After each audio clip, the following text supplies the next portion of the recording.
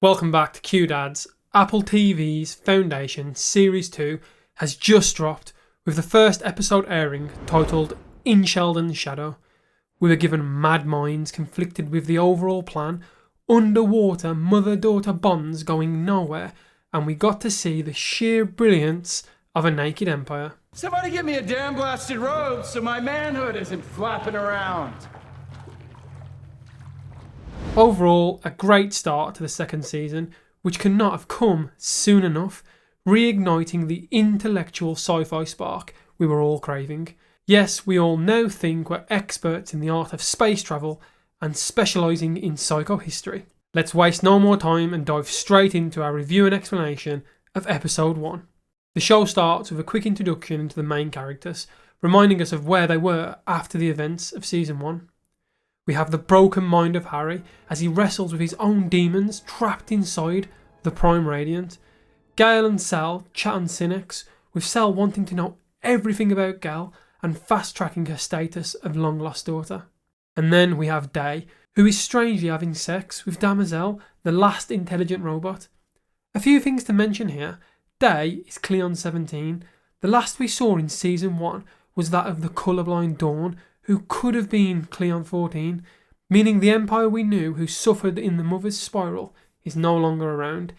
Has he passed on his new teachings though? Why is he having sex with Damosel? Isn't this incestual?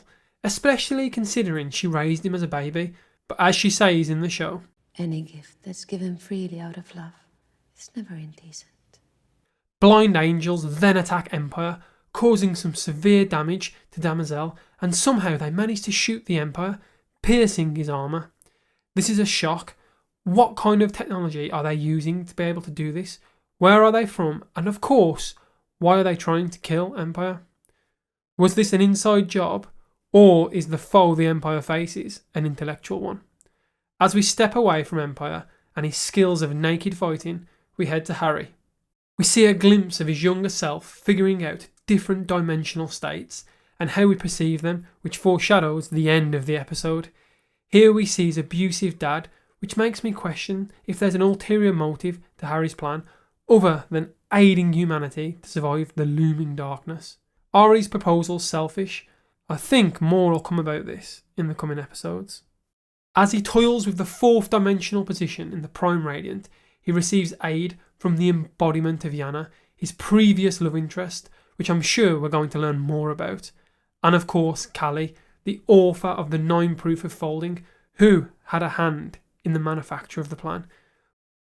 We learn that because of the unexpected Cell and the fact Gaal didn't assist in the first crisis, that a branch destiny has been created.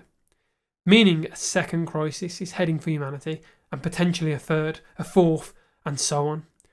I do question here, who starts the crisis? Is the Empire and Foundation clash responsible for this?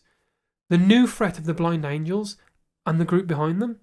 Or maybe the new appearance of Queen Zereth of Cloud Dominion? And what is this second upcoming crisis? And will it involve a Bishop's Claw? As the final scenes unfold, Sal and Gaal release the beggar from the bottom of the ocean, although they have trouble rebooting the coral-infested ship. After this, Harry escapes the Prime Radiant and confronts Gaal. The series is done well. Similar to season 1, the first episode embodies the serious sci-fi element, but still manages to give us some of the great bits of comedy without affecting the tone of the show, which I think is a great feat. Yes, there are some questionable scenes, like when Sal and Gaal are underwater. Is that transfer of oxygen plausible? How long were they holding their breath for? And would the ship really float up that quick? Or would it be too water damage that the electronics would be gone?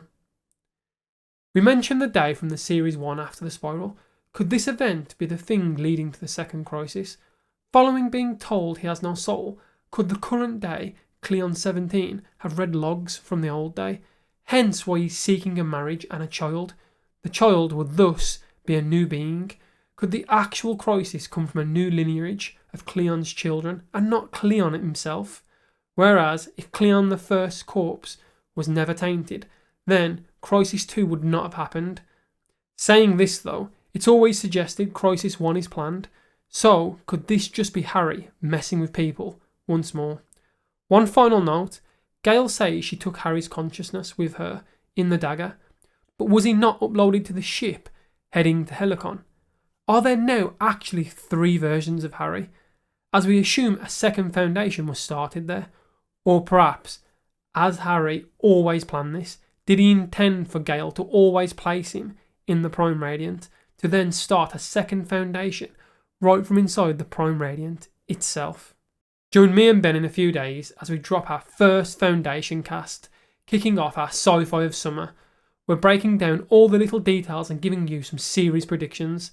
Let us know in the comments what you guys thought of the first episode, and as always, we'll catch you next time with something new.